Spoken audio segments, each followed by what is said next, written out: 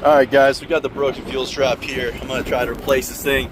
We got to undo these nuts here on this stud. And then on the bottom side, there are, I'll show you guys here.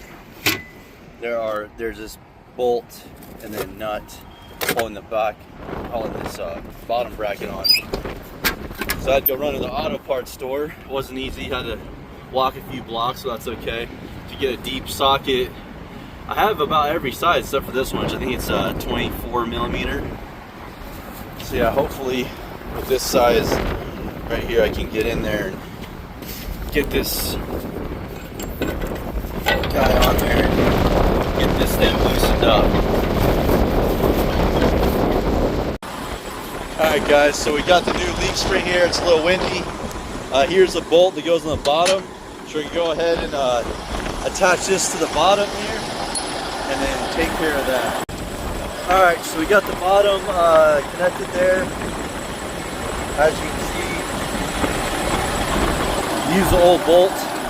I got new hardware for the top, so this cylinder is going to go in here like so. Weather stripping right here to put on this. Alright guys, so we got the new strap on there. I just got it roughly tightened up, so it'll match that one in a second. And I'll slowly tighten this down. I got this rubber seal, rubber protection on the strap. This was a little hard to get on, but yeah, we'll go and tighten it up. And line it up, and then tighten it down. Alright guys, so we got that new cylinder and bolt through. Got it all tightened up. Use the hardware on the bottom side.